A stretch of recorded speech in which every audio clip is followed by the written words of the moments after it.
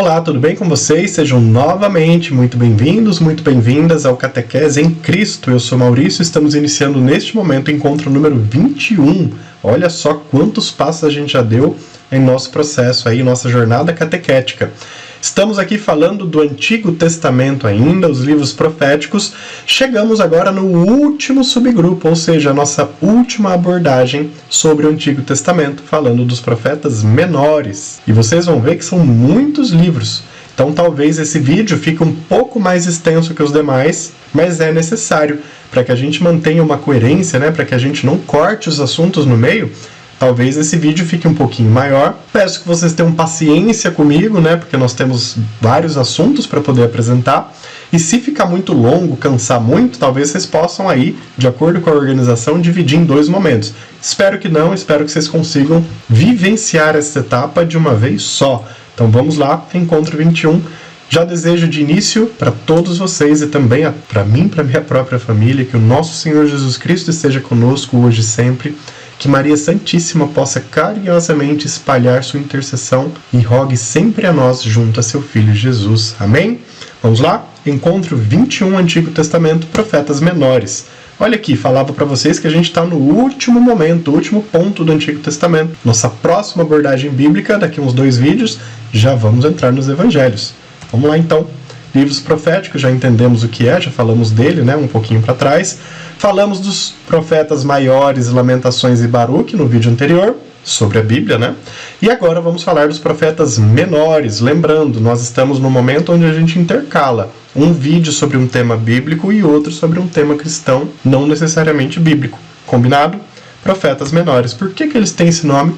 Tratam-se de livros pequenos, mas de extrema relevância na preparação do povo para a vinda cristã, para a vinda do Messias. Então, relembrando e reforçando o que já falamos aí para trás, profetas maiores não são mais importantes, profetas menores não são menos importantes. Por que eles são divididos? Apenas pelo tamanho e pela extensão dos seus livros. Só por isso. Vocês vão ver aqui que nós temos vários livros proféticos dos profetas menores que tem apenas um capítulo. A depender do tamanho da sua Bíblia, é uma única folha. Você está ali, é ela e acabou. São alguns versos apenas. Por isso, profetas maiores e menores. E olha que time maravilhoso nós temos para falar hoje. Oséias, Joel, Amós, Abdias, Sofonias, Ageu. Muitos deles falando diretamente do Salvador, do bom pastor, de Jesus Cristo. Por isso, nós como cristãos católicos, sempre falo e reforço, somos os judeus que creem nas Escrituras de maneira convicta. A Escritura nos avisou, o Messias virá, o próprio Deus encarnará e transformará o mundo através da sua bondade, do seu reinado. E assim é, Jesus Cristo veio, é o nosso Deus, está vivo no meio de nós. Vamos lá? Nunca vamos esquecer da nossa grande tabela. E mais uma vez, estamos aqui no último quadradinho do nosso Antigo Testamento. Olha só que jornada a gente já trilhou, hein? E ainda temos um grande caminho pela frente. Mas acho que a preparação está indo muito bem. O que vocês acham aí do outro lado? Espero que sim, Espero que estejam gostando. Então temos um time de peso aqui. Tenho certeza que vai abrilhantar um pouco a nossa catequese. Vamos lá? Começar pelo primeiro dos profetas menores de acordo com a sequência bíblica. Estamos aqui, Antigo Testamento, Proféticos Menores, livro 35 dos 73. Aí mais ou menos na metade do nosso caminho bíblico. Oséias, em seus 14 capítulos, a gente sempre relembra onde ele profetizou. Profetizou especialmente para Israel e povos do norte. Olha só, quando a gente falou dos profetas maiores, Isaías, Jeremias, Daniel e Ezequiel, em geral eles profetizaram no sul, Judá, Jerusalém. Aqui nós temos um profeta, Oséias, que é do norte, de Israel. Região que tinha muita influência dos assírios, dos gregos em especial. Em meados de 750 a.C., vivenciou o reinado de Jeroboão II até a queda de Samaria. Sua profecia foi influenciada pelas experiências matrimoniais com uma esposa adúltera. Então Oséias ele é muito conhecido por ter vivido uma situação muito difícil, muito dura, onde a sua mulher, infelizmente, ela tinha uma prática matrimonial muito negativa. Ela saía com outros homens, ela tinha casos, ela tinha romances fora do seu relacionamento com Oséias. E essas experiências de vida que ele teve influenciaram demais o autor, esse grande profeta, que deixou para a gente suas escritas. A infidelidade verificada em situações simples da vida ou em alianças perversas leva os homens a distanciarem-se de Deus. Então este grande homem que foi tocado por Deus, que foi motivado a profetizar, viveu essas experiências horríveis em sua vida e utilizou toda a sua dor, todo o drama vivido para alertar as pessoas de Israel. E assim ele fez. A profecia de Oséias é uma profecia muito bonita, maravilhosa. Faço o convite, se vocês quiserem mergulhar mais profundamente ainda nos livros da Bíblia, tem um material te esperando para essa jornada, né? A Bíblia em resumo, como vocês estão vendo aí, tá bom? Então, a infidelidade verificada na sua vida, ele utilizou essa experiência, esse drama para compartilhar. Se nós formos e continuarmos infiéis a Deus, também temos uma grande penitência. Vamos evitar os erros para evitar as penitências e assim ficar mais unidos aos preceitos do Senhor. Essa foi a grande missão profética de Oséias e o livro dele é maravilhoso e nos traz esse ensinamento.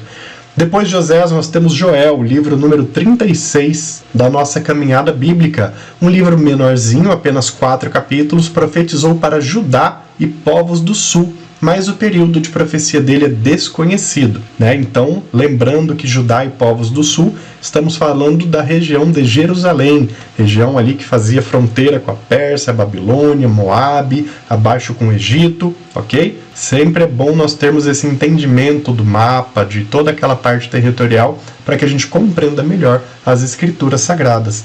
Trata apenas de 2 assuntos, então Joel traz na sua profecia 2 assuntos principais. O primeiro deles, ele anuncia uma terrível praga de gafanhotos, compreendida como um possível ataque inimigo à época, e também fala de profecias do julgamento divino e a vitória de Deus sobre os inimigos. Então ele traz nessa pequena profecia esses 2 assuntos.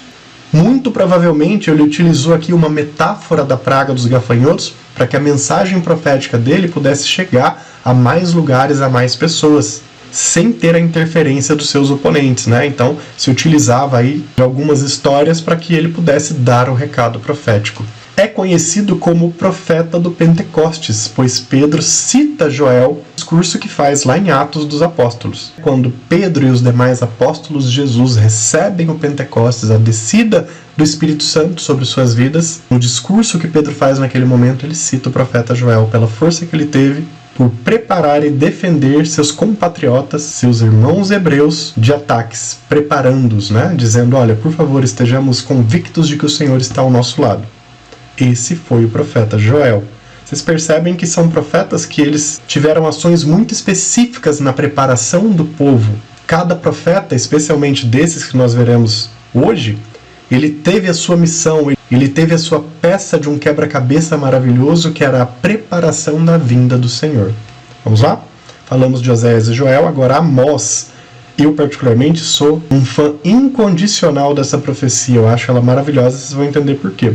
Amós, em 9 capítulos, ele profecia também para Israel e povos do norte, região da Samaria. Em meados de 760, deixa uma vida rural e tranquila em Judá, no sul, e vai lá para o norte, a pedido de Javé. Então ele se muda, ele muda toda a vida dele. Ele sai de uma região que era considerada a região mais santa dentre os reinos todos, que é a região de Jerusalém, e vai para o norte, a pedido do próprio Deus. Denuncia transgressões de opressores estrangeiros, bem como as más condutas de seu próprio povo.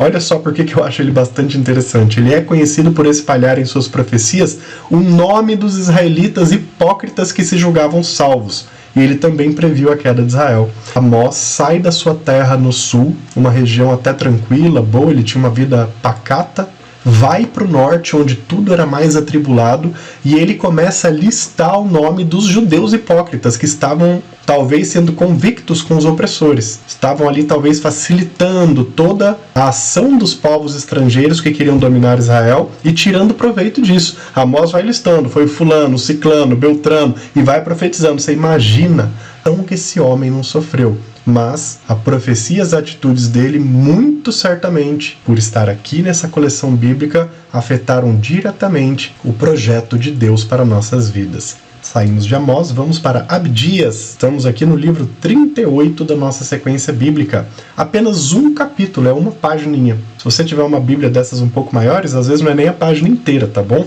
Já vou logo te avisando, é bem pequenininho mesmo. Profetizou para Edom em meados de 600 a.C., para os Edomitas, que era uma região vizinha, circunvizinha a Judá, na parte de baixo. Em pleno avanço babilônico sobre Jerusalém, os Edomitas se aproveitaram da fraqueza local para massacrá-los ainda mais, mesmo sendo reinos amigos.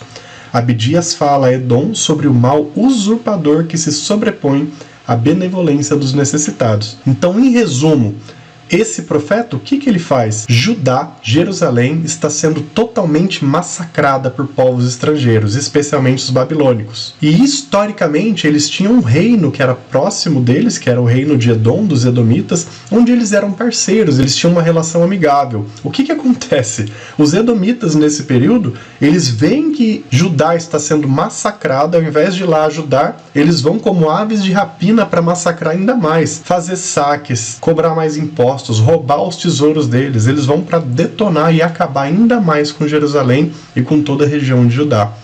Esse é o assunto e o tema profetizado por Abdias. Então ele faz parte da história justamente por essas atitudes que teve em seu tempo. Avançamos para mais dois. Aqui vamos falar de um muito conhecido, Jonas. Quem não conhece Jonas é a história da baleia. Então estamos aqui diante do livro número 39 dos 73 Profetas Menores, Jonas. Um livro relativamente pequeno também, apenas 4 capítulos. E ele profetizou especialmente para Nínive, que é uma cidade que até hoje sofre com conflitos de ordem de natureza religiosa opressora. Para quem não sabe, Nínive hoje é uma cidade chamada Mossul, no Iraque. Se você quiser depois pesquisar para dar uma olhada.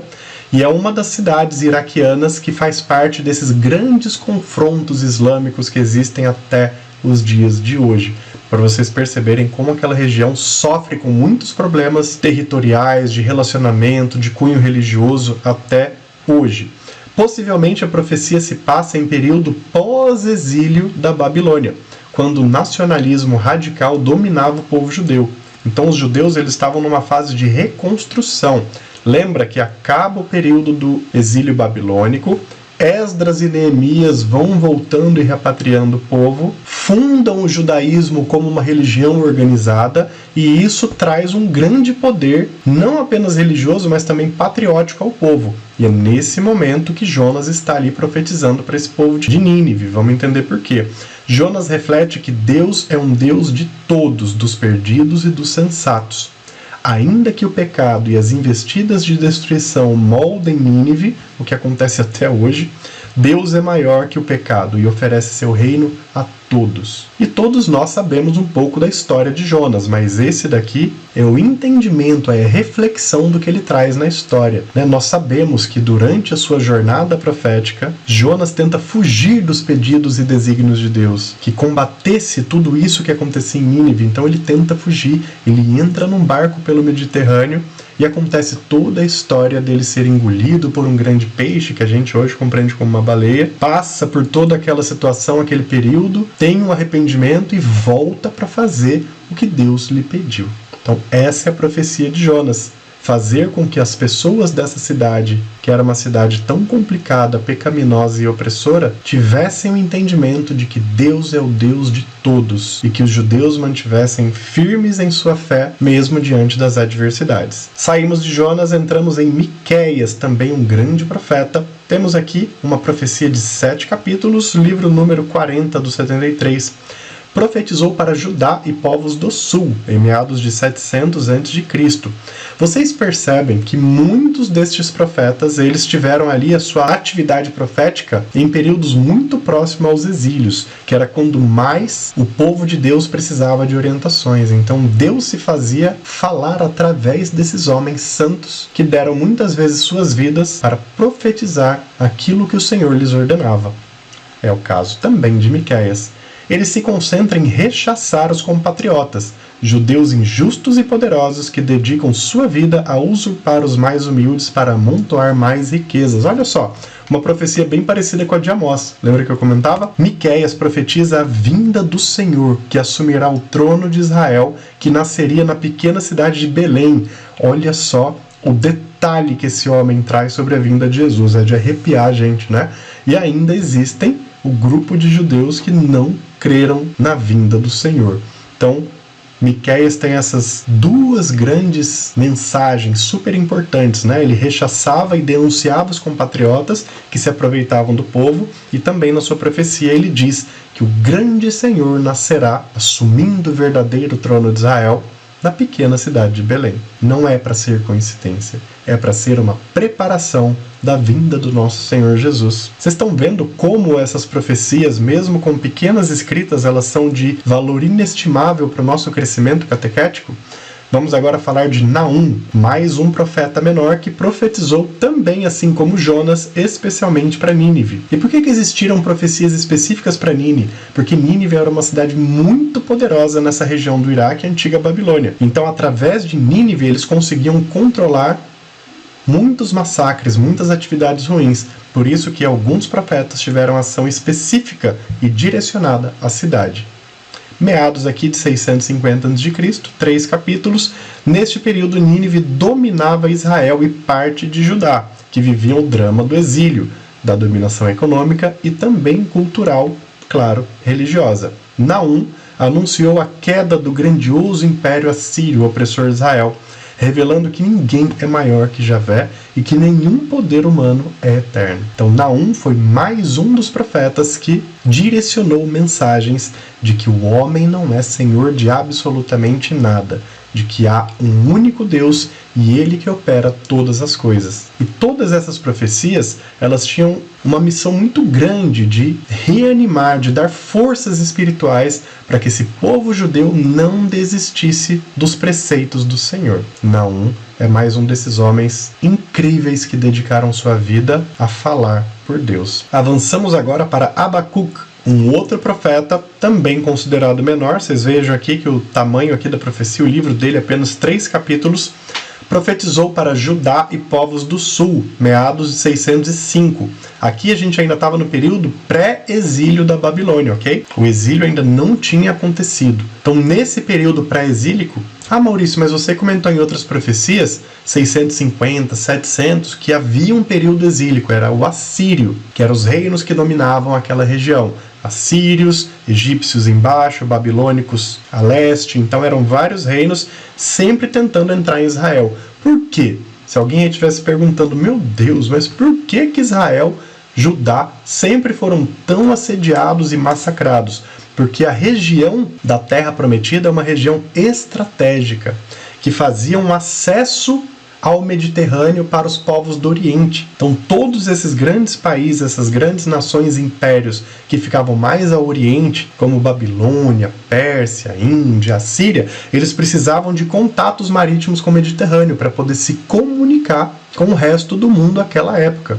Entendem por que a região era tão assediada? Justamente por isso, por ser um entreposto que dava acesso ao mar e que recebia pessoas de várias regiões. A Síria, Babilônia, Egito, era um grande centro de encontro que oferecia acesso ao mar. Por isso que sempre, historicamente, foram assediados. E Abacuque profetizou ali, período pré-exílio, diante da opressão que vivem e às vésperas de um novo exílio, Abacuque indaga a Javé qual o propósito dessa sentença. Então olha aqui, a gente tem um profeta que no início ali da sua profecia, ao invés dele alertar o povo, ele começou a indagar o próprio Javé. Mas meu Deus, nós acabamos de sair de uma situação tão desastrosa, né? Um exílio horrível ao povo assírio e agora vamos entrar em outro.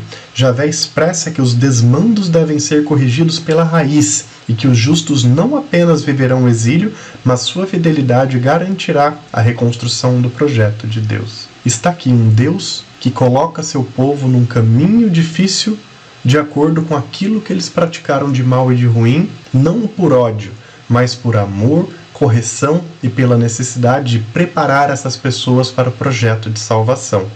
É isso que Abacuque recebe e prolifera junto aos seus irmãos judeus. Então falamos de Naum, falamos de Abacuque. Vocês estão vendo como são profecias profundas e maravilhosas? Chegamos a Sofonias, mais um profeta menor, um livro de apenas 3 capítulos, número 43 de 73. Profetizou para Judá e povos do sul em meados de 635 a.C. A Síria e Egito disputavam domínio sobre Judá. Vocês estão percebendo, né, que povo judeu que sofreu também, né, e continua esse sofrimento até hoje, com tantas disputas, tantos problemas, tantas guerras, que são milenares e infelizmente se arrastam até os dias de hoje. Então, mais um profeta que profetizou ali na região de Judá, Jerusalém. Diante da disputa, judeus se dividiram por interesses partidários. Olha aqui, a gente sempre viu isso acontecendo. Havia uma usurpação, havia um povo tentando entrar em Israel, em Judá, e sempre tinha parte da sociedade judaica que negociava, que tentava ainda ganhar em cima daqueles irmãos que estavam sendo oprimidos e massacrados. E a negociação deles era absurda, ao ponto de entregar Judá aos assírios. Então eles negociavam, homens poderosos faziam ali uma grande trama apenas para receber seus próprios interesses. Sofonias denuncia essas práticas perversas e profetiza que a única salvação possível seria o empoderamento dos pobres da terra, os judeus humildes e fiéis à lei do Senhor. Mais um profeta que vai prenunciando, neste caso não de uma forma direta, mas de uma forma indireta, as práticas que séculos à frente seriam demonstradas por Jesus Cristo, que veio para buscar os pobres e humildes, como ele tanto nos falou através dos evangelhos. Avançamos para Ageu, mais um profeta de suma importância, vocês vão ver por quê. Ele tem uma participação muito incrível em toda a história das Escrituras. Um livro pequeno, apenas 2 capítulos, estamos aqui no 44 de 73, profetizou também para Judá e povos do sul, em meados de 520 a.C., já depois do exílio da Babilônia. Diante da anterior opressão, a vida social lhes parece estranha e o individualismo imperava. Então havia uma parte da sociedade que foi tão oprimida, tão massacrada, que quando retorna à sua pátria, ali pela atuação de Esdras e Neemias, eles não sabem direito o que fazer, não sabem como proceder. Imagina um povo que ficou prisioneiro por tantos anos, ali fechado cultural e socialmente, e de repente ele está livre, eles ficam perdidos, não sabem nem o que fazer. Ageu encoraja seus irmãos, instigando-os na reconstrução da vida em Deus. E o mais importante da sua profecia aparece aqui, ó. Profetiza que Deus reassumirá a grandeza através de um descendente de Davi. Nascerá o chefe verdadeiro. Mais um profeta que diretamente nos apresenta a vinda do Senhor Jesus Cristo.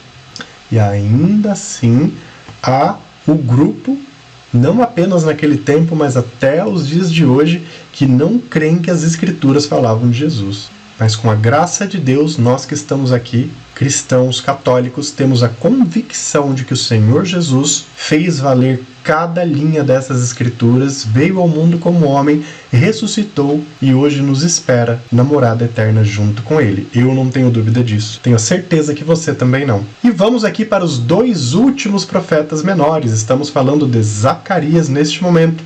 Um livro um pouquinho maior, mas ainda é classificado como um profeta menor. Zacarias profetizou para Judá e povos do sul, mais ou menos 520 a.C., já depois do exílio babilônico. O seu livro é dividido em apenas 2 partes. A primeira dela fala sobre oráculos de Javé, que encorajavam o povo de Deus na reconstrução da sociedade, assim como muitos outros profetas foram falando, né? O povo foram oprimidos, pagamos a nossa pena e a nossa penitência exilados na Babilônia, mas agora Javé nos convida, Deus nos convoca a reconstruir não apenas as estruturas físicas, mas a nossa estrutura espiritual. Então essa é a primeira parte da profecia de Zacarias. E a segunda parte apresenta visões de um futuro para Israel, anunciando a proximidade da vinda do Messias. E ele é o profeta que chama Jesus de o bom pastor. Talvez uma das denominações, um dos títulos mais maravilhosos que o nosso Senhor Jesus Cristo recebeu e recebe até os dias de hoje. Então, mais um profeta que diretamente dedicou sua vida a falar em nome de Deus, nesse caso aqui dizendo que o bom pastor estava para chegar. Uma verdadeira preparação para a vinda do próprio Deus em meio aos seus como ser humano. A última das profecias, profeta menor, estamos chegando ao final, Malaquias, livro número 46 dos 73, apenas 3 capítulos também. E Malaquias é apresentado aqui como o último profeta na sequência bíblica, talvez até pela data da sua profecia, que é uma das mais próximas, se não for a mais próxima antes da vinda de Jesus. Profetizou para Judá, povos do sul, em meados de 430 a.C., sendo o último profeta clássico do Antigo Testamento. Por que a gente diz profeta clássico? Porque outros nomes, outras pessoas muito importantes nesse projeto salvístico de Deus, vieram após Malaquias, mas não como um profeta, ou pelo menos categorizado como um profeta, né? Nós sabemos que muitos livros foram escritos ali 200, 300 anos antes de Cristo, mas não eram livros proféticos, eram livros com outros objetivos. Então Malaquias é considerado o último deles. Após a libertação babilônica e reconstrução da sociedade, o povo de Deus se mostra espiritualmente muito apático. E a gente já viu esse comentário, esse entendimento por outros profetas que falamos agora há pouco. Malaquias faz diversos questionamentos ao povo na intenção de trazê-los de volta à alegria do projeto divino. Então é um livro curto, recomendo que vocês apreciem esse livro, porque as indagações que ele faz servem para nós até hoje. Quando nós nos sentimos desanimados, entristecidos, pequenos diante da bondade de Deus, os questionamentos que Malaquias faz ao povo naquele tempo servem muito para nós. Tudo que passamos, todas as opressões, todas as dificuldades, dores e dramas, devem ser colocados nas mãos de Deus, pois Ele é o dono de nossas vidas. Então alegrem-se, sigam rumo ao projeto de Deus. Esse foi o recado de Malaquias, por isso que eu digo que é um livro que é muito maravilhoso para nós até os dias de hoje. E com Malaquias nós encerramos a apresentação dos profetas menores. Vocês viram que não demorou tanto assim. São livros maravilhosos, profundos, e muitos deles prepararam diretamente a vinda de Jesus. E o nosso próximo encontro bíblico aqui no Catequese em Cristo já será sobre o Novo Testamento. 2 vídeos à frente aí, tá bom? Então, fiquem preparados para que a gente possa dar continuidade a essa caminhada pelos ensinamentos do Senhor. Espero que vocês tenham gostado. Desejo que a paz de Jesus e o amor de Maria estejam sempre com você e com toda a sua família. Nos vemos depois. Tchau, tchau!